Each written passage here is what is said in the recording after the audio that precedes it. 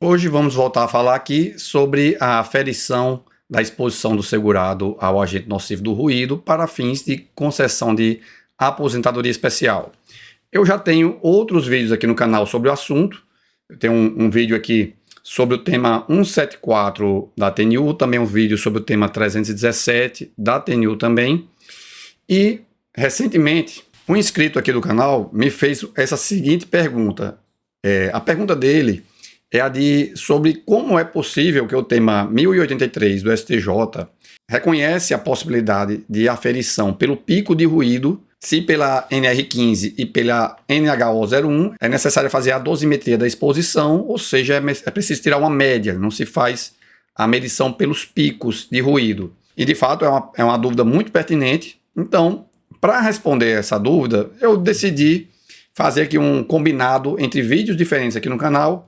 Vou pegar um trechinho do vídeo, daquele vídeo sobre o tema 174, e também um trecho sobre o vídeo no qual eu falo sobre o agente nocivo do calor, porque nesse outro vídeo eu falo sobre uma evolução histórica das normas sobre aposentadoria especial. Então a gente vai conferir trechos desses dois vídeos e ao final eu venho para falar sobre o tema 1083 do STJ.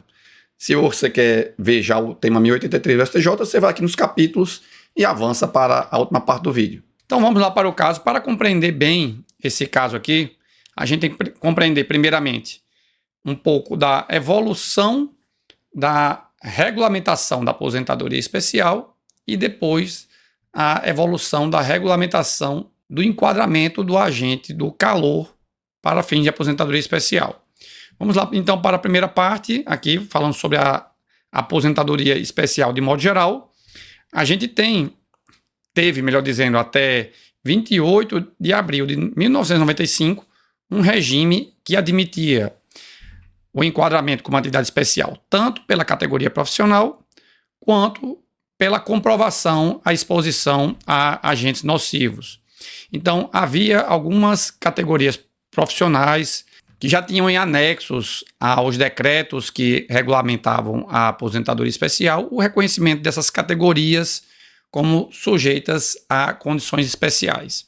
Então, para essas categorias não precisava comprovar a efetiva exposição ao agente nocivo, bastava comprovar que desempenhava essa função, por exemplo, apresentando uma carteira de trabalho com a anotação da função. Então, eu abri aqui o anexo, esse aqui é o de 79, que tinha a lista aqui de várias profissões, né?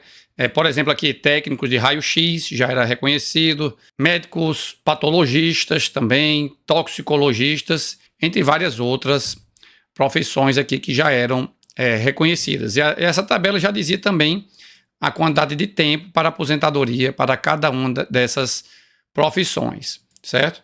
Então a gente tinha essa situação da categoria profissional e tinha a situação de quem não estava entre essas categorias, mas que se sujeitava a agentes nocivos e aí podia fazer a comprovação da exposição aos agentes nocivos. E a gente também tinha uma lista nos anexos desses decretos também tinha a lista dos agentes nocivos, como ruído, calor, radiação, né? E era necessário fazer prova da exposição a esses agentes nocivos e, de início, admitia-se, como regra geral, qualquer meio de prova, certo? No entanto, alguns agentes nocivos, que eram, na verdade, os agentes agressivos, exigia também a apresentação de um laudo técnico das condições ambientais de trabalho. Então, no caso de ruído, calor e frio, sempre foi necessária a apresentação de um laudo técnico para comprovação da exposição ao agente nocivo, diferente, por exemplo, de outros agentes nocivos, como, por exemplo, a radiação, que não exigia um laudo técnico, portanto, bastava a apresentação dos formulários a cargo da empresa. Outra coisa que a gente tinha quanto aos agentes nocivos é que essa lista, ou melhor, essas listas, né, que vieram nos decretos, primeiramente o decreto 53.831 de 64, depois o 83.080 de 79, posteriormente o 2.172 de 97 e, por fim, o atual Regulamento da Previdência Social, que é o decreto 3.048 de 99. E havia uma discussão se esses itens dessas listas aqui, se esse rol era taxativo ou não. E aí a jurisprudência foi no sentido de que essa lista era exemplificativa e que, portanto, poderia o juiz, a partir de decisão fundamentada, equiparar um agente nocivo a outro, e aí, inclusive, dependendo do caso, não precisaria nem sequer de uma perícia judicial, e a pertinência ou não de se realizar uma perícia seria analisada no caso, em cada caso concreto. Esse aqui é o entendimento firmado pela TNU no tema 198, tá certo? E nesse período até 28 de abril de 1995, tinha também uma outra questão que bastava a comprovação da habitualidade na exposição ao agente nocivo. Portanto, a exposição poderia ser intermitente, dispensando a permanência da exposição, conforme também entendimento da TNU, constante da súmula 49. Portanto, nessa época, admitia-se a exposição habitual e não permanente. E aí, a partir de 29 de abril de 1995, passou a viger a Lei 9.032 do mesmo ano, que aí trouxe alterações substanciais, primeiramente para pôr fim ao reconhecimento da atividade especial pela categoria profissional, portanto, passou a ser possível apenas pela comprovação da exposição a agentes nocivos. Agora também passou a ser necessária a comprovação da permanência da exposição, ou seja, a exposição agora não pode ser ocasional ou intermitente, lembrando que até 28 de abril de 95 poderia ser habitual e não permanente, certo? E quanto aos meios de prova, ainda se admitia a apresentação de formulário do empregador, que aí teve uma lista, uma sucessão de formulários, conforme a regulamentação. A partir de 2004 passou a ser o que a gente chama do PPP, o Perfil Profissiográfico Previdenciário, né? Passou a viger a partir de 2004. Mas ainda nesse início aqui da vigência da Lei 9.032, ainda se dispensava o laudo técnico, salvo para os agentes agressivos, ruído, calor e frio, né? Então aqui no início ainda se mantinha a situação da dispensa de laudo técnico, que passou a ser exigido mesmo a partir de 5 de março de 97, que foi quando veio o decreto 2172 de 97. Então, a partir de então, além do formulário da empresa, também passou a ser exigido o laudo técnico. A partir de 2004, aí, com a regulamentação feita pela Instrução Normativa número 95 de 2003, que passou a viger a partir do dia 1º de janeiro de 2004, aí passou a ser obrigatório a apresentação do PPP como um espelho, né, das informações que constam no laudo técnico. E, recentemente, né, o INSS adotou até o entendimento de que, via de regra, basta apresentar o PPP, porque como ele é um espelho do laudo técnico, via de regra não precisa apresentar o laudo técnico das condições ambientais de trabalho, né, o LTCAT, que apenas será exigido em caso de haver alguma dúvida, e aí se pede o laudo técnico para dirimir essa dúvida. Então, hoje basta a apresentação do PPP como uma regra geral, certo? Então, recapitulando aqui, né, a gente tinha até abril de 95 essa situação que permitia o enquadramento profissional ou os agentes nocivos. Nessa época ainda cabia a exposição bastando a habitualidade, né, da exposição. A partir de 29 de abril de 95, aí passou a ser necessária a apresentação de formulários específicos pelo empregador, mas ainda não exigindo laudo pericial, salvo para os agentes agressivos, que sempre exigiram a apresentação de laudo técnico. E a exigência de laudo técnico mesmo passou a viger a partir de 5 de março de 97. E a partir de 1º de janeiro de 2004, apenas será possível a comprovação com a apresentação de PPP, que, como eu disse, a partir do momento que passou a ser apresentado o PPP, passou a ser dispensada a apresentação do laudo técnico. Ele tem que existir, mas passou a ser dispensada a apresentação, salvo se para dirimir alguma dúvida. E uma coisa que é importante ter aqui em mente é que essas regras aqui continuam sendo aplicadas a cada um desses períodos, ou seja, o fato de, a partir de 5 de março de 97, passar a ser exigido o laudo técnico isso não gera uma exigência de apresentação do laudo técnico para o período anterior. Então, se um trabalhador pretende comprovar a exposição a agente nocivo no período anterior a ele, ainda pode fazer prova apenas apresentando um formulário do empregador ou, se for um período ainda anterior a esse, por qualquer meio de prova, como era admitido até 28 de abril de 95, certo? Então, cada um desses períodos aqui vai ser regido pela respectiva regulamentação, porque vige o chamado princípio do tempus regit actum, portanto, cada período de trabalho vai ter a sua exigência de documentação correspondente. Então, apesar de a regulamentação ter passado a ser mais exigente ao longo do tempo, essa exigência só vai se aplicar aos períodos posteriores à sua implantação, tá certo? Então, tivemos aqui uma boa explanação quanto à evolução da regulamentação da aposentadoria especial como um todo. O segurado da Previdência Social que se submete ao agente nocivo ruído acima dos limites de tolerância tem direito à contabilização do tempo de contribuição como tempo especial, inclusive para obter a chamada aposentadoria especial. E no tema 174 da TNU foi analisado como que essa exposição ao agente nocivo deve ser registrada no perfil profissiográfico do trabalhador. Então a gente tem o artigo 58 da Lei de Benefícios, que prevê que normas do Poder Executivo vão regulamentar os limites de exposição aos agentes nocivos e como isso deve ser aferido, certo? De outra mão, também diz que a empresa deve elaborar laudos técnicos das condições ambientais do trabalho e também manter o chamado PPP, ou Perfil Profissiográfico Previdenciário, no qual é feito o registro de todo o histórico do trabalhador e dos agentes nocivos ao qual ele se submeteu ao longo do período que trabalhou naquela empresa. E a partir de 18 de novembro de 2003, o Regulamento da Previdência Social, o Decreto 3.048, foi alterado para dispor que as avaliações ambientais deverão considerar a classificação dos agentes nocivos e os limites de tolerância estabelecidos pela legislação trabalhista, bem como a metodologia e os procedimentos de avaliação estabelecidos pela Fundacentro. E, posteriormente, foi também alterado o regulamento para dispor que, na ausência de norma do Fundacentro, ou seja, de metodologia estabelecida pelo Fundacentro, cabe ao Ministério do Trabalho definir outras instituições que os estabeleçam, ou o próprio Ministério do Trabalho pode estabelecer também.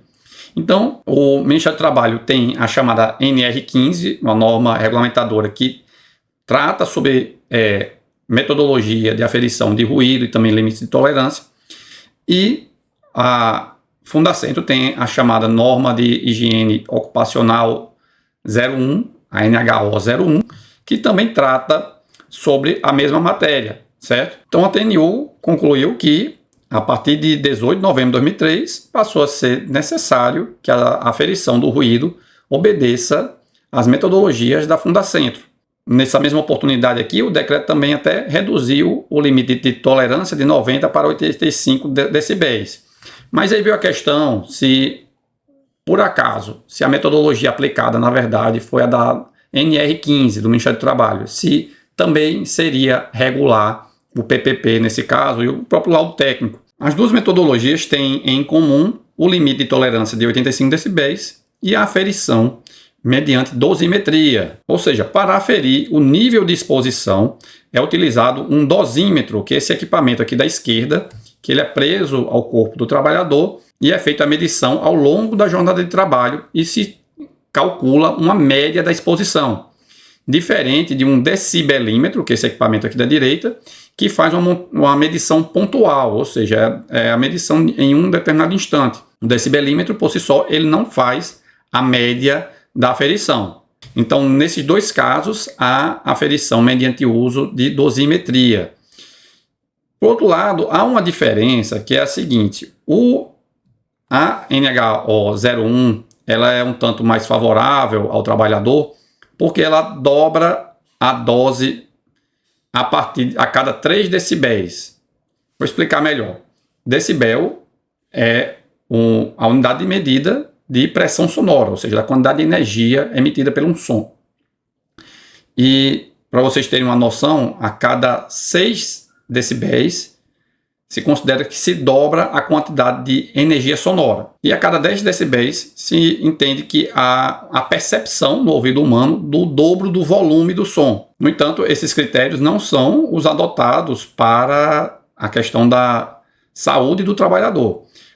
Nesse critério, a NHO 01 considera que a cada 3 decibéis a mais, há a redução pela metade do tempo de exposição que o trabalhador pode se submeter. Enquanto que a NR15 considera que essa redução pela metade é feita a cada 5 decibéis. A tabela aqui abaixo vai demonstrar isso. Para ambas, 85 decibéis é o limite para 8 horas, mas aí vai mudar a partir daqui, né? Porque na NR15, a redução pela metade, ou seja, de 8 para 4 horas diárias, como um limite de exposição, apenas quando o nível de 90 decibéis. Enquanto que na NHO 01, isso já acontece com 88 decibéis. E isso continua acontecendo, né? Porque na NHO 01 vai reduzir para 2 horas com 91 decibéis e na NR15 para 2 horas apenas com 95 decibéis. Esse gráfico aqui também ilustra essa redução. Então, a NHO 01 é mais favorável ao trabalhador, mas se for considerada a jornada de 8 horas, não há diferença entre uma e outra. Enquanto que a aferição, que obtém o chamado NEM, né, que é o nível de exposição normalizado, se considera justamente a média da exposição em 8 horas. Então, na prática, não haverá uma diferença substancial entre uma e a outra para efeito previdenciário, porque ambas utilizam o limite de 85 decibéis para 8 horas diárias, que é a jornada de trabalho considerada para o cálculo da dosimetria, né? Feita a dosimetria que as duas técnicas usam, se estabelece um nível de exposição normalizado que é calculado em cima da jornada de 8 horas. Então, não haverá aqui uma diferença substancial entre as duas, pelo que a TNU fixou, então, a tese de que, a partir de 19 de novembro de 2003, para a aferição de ruído contínuo ou intermitente, é obrigatória a utilização das metodologias da NHO 01, da Fundacentro, ou na NR15, que refletam a medição de exposição durante a jornada de trabalho, vedada medição pontual, devendo constar do PPP a técnica utilizada e a respectiva norma. E o item B dispõe que, em caso de omissão ou dúvida quanto à indicação da metodologia empregada para a aferição da exposição nociva ao agente ruído, o PPP não deve ser admitido como prova da especialidade, devendo ser apresentado o respectivo laudo técnico, LTCAT, para fins de demonstrar a técnica utilizada na medição, bem como a respectiva norma. E antes de encerrar esse vídeo, cabe aqui uma atualização. Estou gravando agora em dezembro de 2025, então essa postagem é uma atualização desse vídeo que vocês estavam assistindo até agora. Por que essa atualização? Porque a TNU julgou o tema 317, eu já tenho um vídeo aqui no canal também atualizado com esse vídeo, certo? E agora a TNU decidiu que a referência no PPP sobre o tipo de metodologia, se vai ser a da NHO 01 ou a da NR15, deve ser expressa. Portanto, o PPP não basta dizer que foi utilizado a dosimetria como método de aferição, tem que especificar qual foi a metodologia empregada na aferição. Bom, e agora vamos retomar aqui aquela dúvida do inscrito aqui no canal sobre a aferição da exposição ao agente nocivo ruído pelos picos de medição quando há agentes nocivos de diferentes níveis, ou melhor, exposição durante a jornada de trabalho a diferentes níveis de ruído. Eu vou passar logo a leitura aqui da tese do tema 1083 para a gente compreender bem aqui qual era a dúvida do inscrito. Então, no tema 1083, o STJ diz o seguinte: o reconhecimento do exercício de atividades sob condições especiais pela exposição ao agente nocivo ruído, quando constatados diferentes níveis de efeitos sonoros, deve ser aferido por meio do nível de exposição normalizado, ou NEM. E prossegue dizendo que, ausente essa informação, deverá ser adotado como critério o nível máximo de ruído, pico de ruído, desde que perícia técnica judicial comprove a habitualidade e a permanência da exposição ao agente nocivo ruído na produção do bem ou na prestação do serviço. Então, a dúvida do inscrito é de como é que pode ainda o STJ está reconhecendo a possibilidade de aferir pelo pico de ruído, se a gente já disse que a regulamentação hoje é pela aferição pelo nível de exposição normalizado, pelo NEM. E a resposta do STJ está no seguinte, que na verdade a NHO 01 não fala que em absolutamente todos os casos deve ser aferido pelo nível de exposição normalizado, né?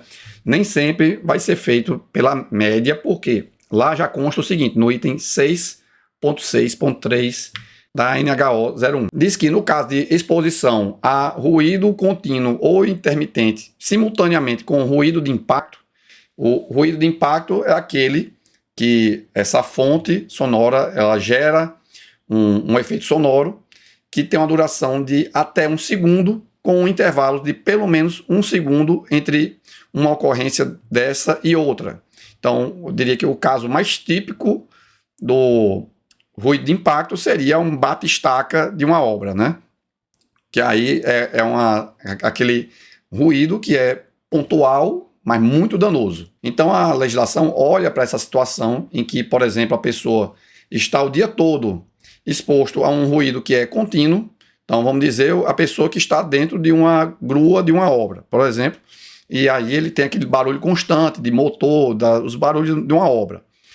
E, vez ou outra, tem um bate-estaca que vai lá e faz um barulho, né, de impacto. E aí a questão que a NHO 01 diz é que, nesse caso, basta que haja o excesso do ruído de impacto ou da exposição contínua, né? Ou seja, não intermitente.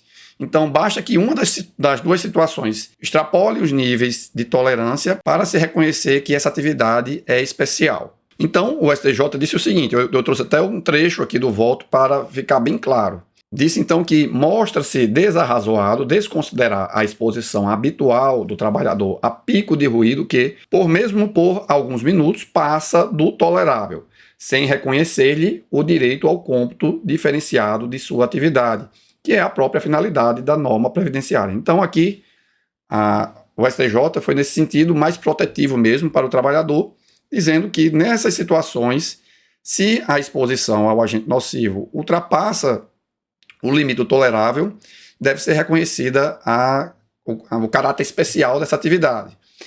E, no entanto, há casos em que a análise no PPP e no laudo técnico também não vai ter discriminado qual foi o nível de exposição normalizado, considerando as duas atividades, né?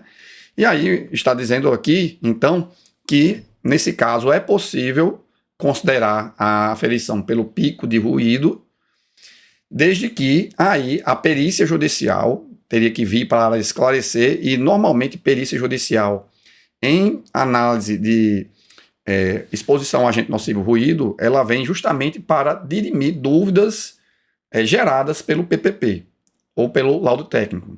Então, para os ministros, quando julgaram o tema 1083, o que é que eles disseram? Olha, aqui o que é importante é que haja, de fato, a medição da existência desses picos de ruído, certo? No entanto, essa exposição tem que ser habitual e permanente, porque é uma exigência da legislação previdenciária, como mencionei para vocês anteriormente. Eu disse que a partir de 29 de abril de 1995 passou a ser exigida a necessidade da permanência, né? Portanto, a exposição não pode ser apenas ocasional ou intermitente. E sobre isso aqui, eu até destaco que há um trecho aqui do voto que menciona esse precedente aqui do STJ, que a exposição continuada e não intermitente, ela não é necessariamente absolutamente contínua. Ela admite algumas quebras de continuidade durante a jornada, mas o trabalho é executado na condição em que o trabalhador está permanentemente exposto a esse risco. Então, em suma, o que o STJ diz é que a não intermitência, ela é você dizer que a pessoa, nas condições normais do trabalho dela, ela vai estar exposta a esse risco. É claro que, eventualmente, a pessoa vai se afastar daquele agente nocivo durante a jornada de trabalho. Isso é o natural para o trabalho de qualquer pessoa. Mas, enfim, como eu disse, é exigida a permanência, então, para o STJ, a perícia tem que dizer que a exposição ao pico de ruído, por exemplo, do ruído de impacto, ela tem que ser permanente né, e habitual, e deve exceder os limites de tolerância também. E outra coisa que é importante considerar aqui sobre essa tese firmada pelo STJ no tema 1083 é que ela só faz sentido ser aplicada a partir de 18 de novembro de 2003, que é quando passou a ser aplicável a medição pelo nível de exposição normalizado. Antes disso aqui não se exigia a medição pelo NEM. Então essa tese aqui, apesar de ela não falar expressamente, ela se refere especificamente quanto ao período a partir de novembro de 2003. Então, voltando aqui para a gente fazer uma análise geral do que foi dito, né? Então, pelo tema 174 da TNU, o PPP tem que indicar qual é a forma de medição, né? Se foi a medição pontual ou se foi pela dosimetria, e aí a gente já sabe que atualmente é vedada a medição pontual, né? Tem que ser feita a medição da média ponderada, que tira a partir dela o NEM, né? E tem que haver uma especificação da metodologia empregada, conforme também decidido pela TNU no tema de número 317. Então, é necessário dizer se foi aplicada a metodologia da NHO 01 da Fundacentro ou da NR15.